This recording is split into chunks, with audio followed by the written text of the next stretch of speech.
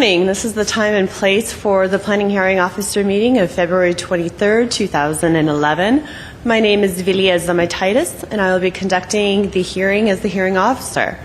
We have one case today, and relevant exhibits are posted on the panels directly behind me. Under the provisions of Title 30, Chapter 30.42 of the Glendale Municipal Code, a conditional use permit shall be granted if four required findings are present. They are: 1, that the proposed use will be consistent with the elements and objectives of the general plan. 2, that the use and its associated structures and facilities will not be detrimental to the public health, safety, the general welfare, or the environment. 3, that the use and facilities will not adversely affect or conflict with adjacent uses or impede the normal development of surrounding property. And 4, that adequate public and private facilities are and will be provided for the proposed use. If the evidence presented in the application and at the hearing meets the criteria just described, then the planning hearing officer can either approve or impose conditions for approval on the case in question. If the findings of fact are not evident, then the request will be denied. Notification of this hearing was accomplished by the use of public notices, which were mailed to the property owners located within 500 feet of the subject property, physically posted on the site in question, and placed in the newspaper. The hearing will proceed as follows. 1, I will read the description of the application request. I will then read the reports received from other city departments and other letters or communications from interested parties. The case planner will then make a brief overview of the case, give analysis, and make a recommendation. At that point, the applicant will be asked to come forward stating both name and address, and will be asked to present the case within a 15-minute time limit. Others in support of or in opposition to the application and interested parties will be asked to come forward to speak again, and again clearly stating both name and address, and this will be within a 3-minute time limit. And lastly, the applicant will be given the opportunity to make closing remarks, if desired, in response to the testimonies given by the preceding speakers. The hearing will be closed and the case taken under submission. After the hearing, the decision will be prepared in writing and will be in the form of a letter sent to the applicant and to all persons who responded to the public notice, either by speaking at this hearing or by submitting written responses and who have which provided their names and mailing addresses. The date of the decision will be the date appearing on the letter.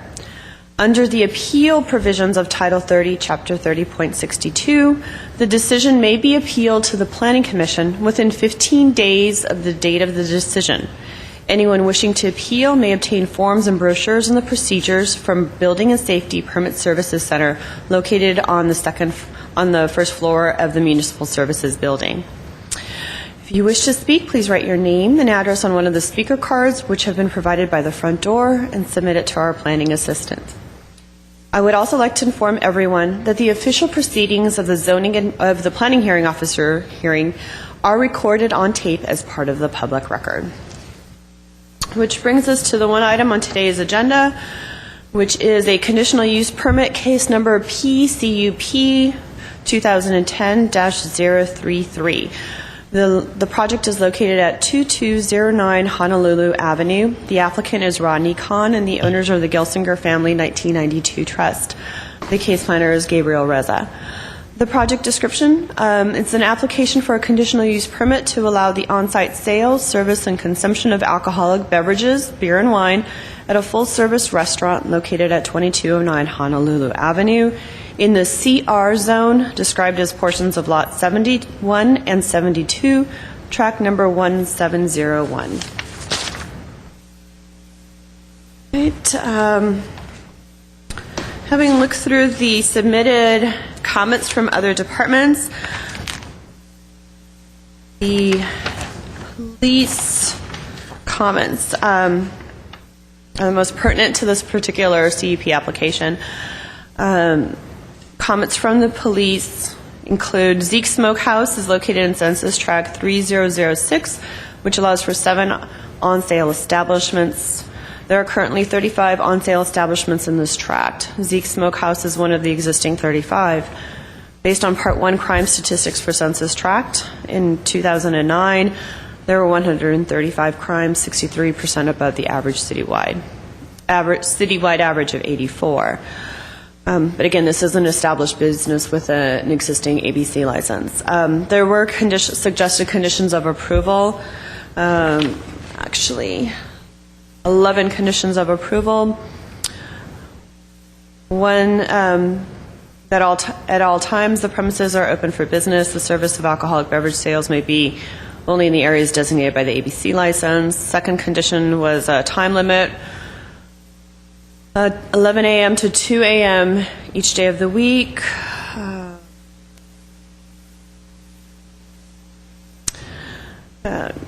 No patron to any of the businesses to the business establishment will be allowed to bring in to any business establishment or retain any alcoholic beverage unless the alcoholic beverage was purchased within the same establishment, unless the facility has an established corkage policy allowing and regulating such use.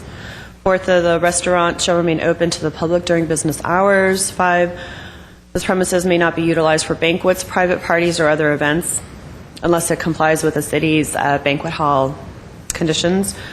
No video machine maintained on the premises. 7, dancing is only allowed on the premises in designated dance floor areas. 8, live entertainment is permitted with the exception that no karaoke, no bikini activities or events or similar type of activities be allowed or partially clothing. I think that's a standard condition that they submitted. 9, music or noise shall be contained within the edifice of the establishment. 10, an establishment that primarily provides on-sale premise sale, serving, and consumption of alcohol. That continues on with taverns. You're not a tavern. And 11, dance floor is greater than 200 square feet. I think these conditions actually were addressed by case planner Gabe Reza in his staff report, so we'll just make note of the police comments.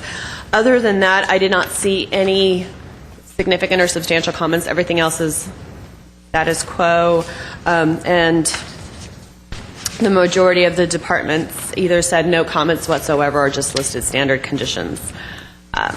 With that said, I would like to turn the hearing over to case planner Gabriel Rosa. Good morning, Mrs. Zinamatitis. I will be making a brief overview of the case, and then I'll be turning it over to the applicant, Mr. Kahn, shortly. The Glendale Municipal Code requires approval of a conditional use permit to allow the on-site sales, service, and consumption of alcoholic beverages within a full-service restaurant located in the CR zone. This ancillary service of alcoholic beverages at this restaurant is not anticipated to intensify the parking demand to any significant degree. The main use will continue to be a restaurant with an ancillary service of alcoholic beverages. The restaurant will be open 7 days a week, serving breakfast, lunch, and dinner. According to the Glendale Police Department, Zeke's Smokehouse is located in Census Tract 3006, which allows for 7 on-sale establishments. There are currently 35 on-sale establishments in this tract. Zeke's Smokehouse is one of the existing 35. Based on Part 1 of the crime statistics for Census Tract 3006, in 2009 there were 135 crimes, which is 63% above the citywide average of 84. Staff believes that the previously mentioned crime statistics and overconcentration of alcohol permits are due to the restaurant's location in one of the city's main shopping centers.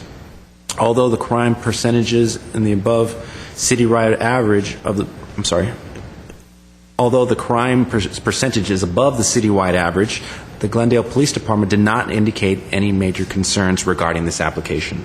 Therefore, staff recommends approval of this application with 15 conditions as noted in the staff report. That concludes my presentation. I'm happy to answer any questions, if any. Thank you, Mr. Reza. And then at this point, I'd like to call up Mr. Rodney Kahn, the applicant for the project.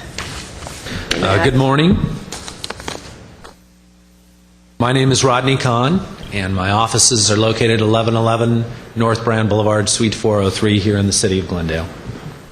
As mentioned, we are requesting to renew the previously approved conditional use permit for this restaurant. And this restaurant is Zeke's Smokehouse and Barbecue. It is part of the Montrose Shopping Park. Our original approval was granted in 2002, and the restaurant will operate in the exact same manner as it has for the past 8+ years. There's no changes proposed.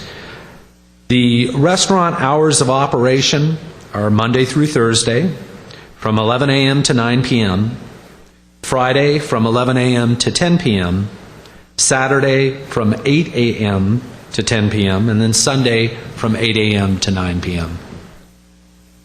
A bit of trivia that a friend of mine from Montrose told me about. The Gelsinger business, so they also own the butcher shop, is the longest continuing ownership business inside the Montrose Shopping Park, and that's since 1932. And the other little bit of trivia, which I was told, was that the longest running business up in this area is actually Anawalt Lumber, which was established in 1918. Just some fun facts for you. What I'd like to do is just go over briefly the required findings and the supplemental findings that justify the approval for this request. First, at the general plan, the proposed use will be consistent with the various elements and objectives of the general plan. As you know, good urban planning principles encourage pedestrian-friendly businesses which primarily serve the neighborhood which they are located. Zeke's Smokehouse is such a business. The Gelsinger family will continue to own and operate the building and own and operate the business.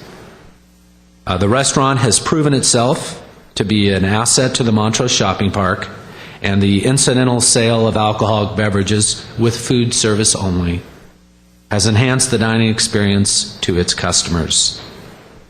The second item, that the use and its associated structures and facilities will not be detrimental to the public health or safety, the general welfare, or the environment. I mentioned that Zeke's has been in existence for a little over 8 years. Before that, there was a restaurant there as well. There was a deli along with the Gelsinger's Meat Market.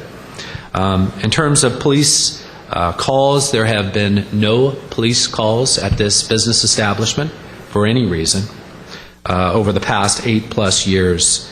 There are similar other uses. You mentioned a very high concentration of alcoholic beverage sales and licenses in this area.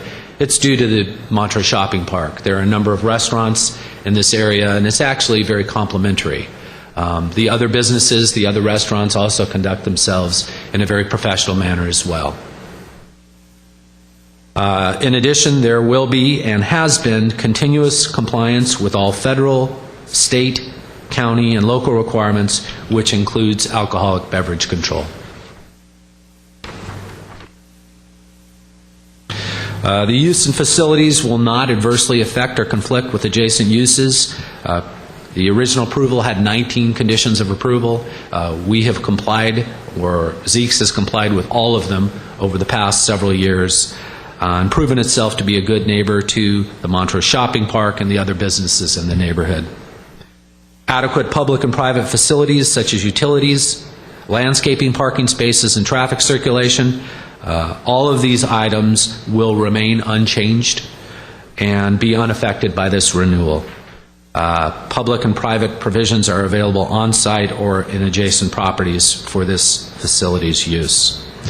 There are a few more items which I will summarize because it is related to the sale, serving, or consumption of alcoholic beverages. There are additional criteria or findings that need to be made. The first one, that where an existing or proposed on-sale use is located in a census tract with more than the recommended maximum concentration, which this is the case. The application is a renewal. As you mentioned before, it's not a new license. It's an existing license. Also, as mentioned by staff in their presentation, the police department did not indicate any concerns regarding the renewal of this application. So usually if there was a concern, they would have mentioned that. They did list a number of 11 different items which really don't apply to our business, but nevertheless, we'll make sure to comply with whatever that does comply with us. Or the second item, existing or proposed use is located in a crime reporting district with a crime rate which exceeds 20% of the city average for Part 1 crimes. I mentioned that the responsible manner in the restaurant activity and the way it conducts itself is very good. The Montrose Shopping Park Actually has I think it has a police substation up there off of Ocean View in Honolulu on the northeast side. So the general public is well served. They're well served by the police department being there, a substation. They're also well served by the restaurant itself and the Montrose Shopping Park, which is very much in support of this application as well. Two more, and then I'll conclude, or three more actually.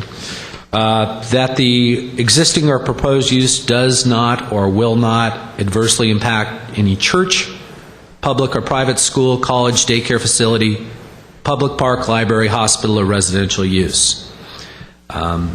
Most of those that I just listed are not applicable to our site.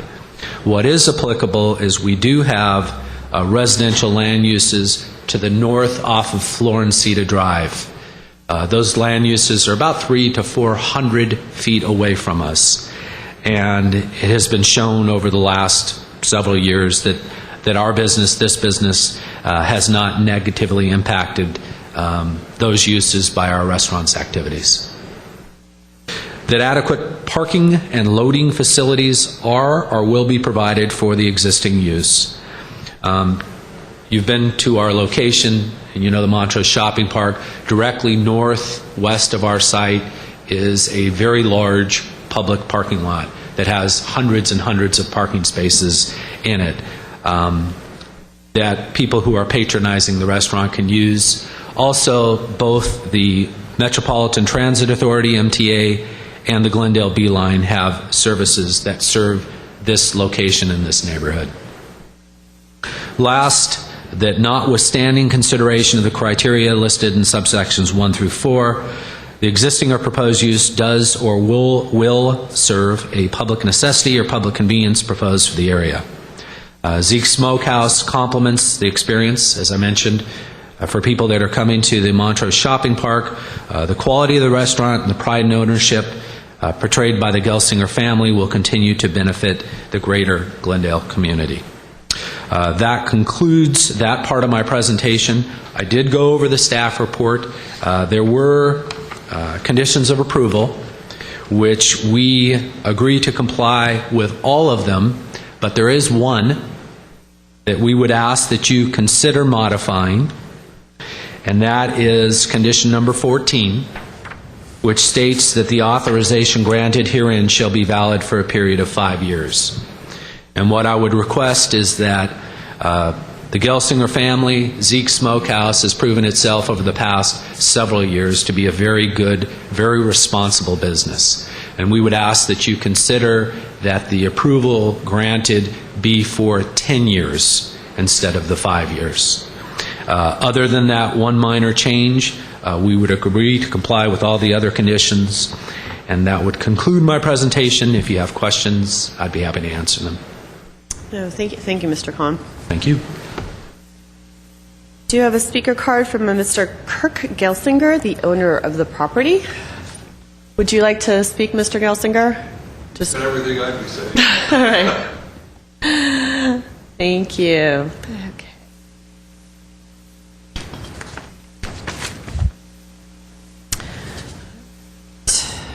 So, based on the staff report and Mr. Kahn's presentation today, I am probably going to be able to render a decision within the next day or two, most likely approval with conditions, but they will be forthcoming. Again, the hearing, I will be taking the case under submission, but you should be hearing shortly. At this point in time, this hearing is now officially closed, and thank you for coming.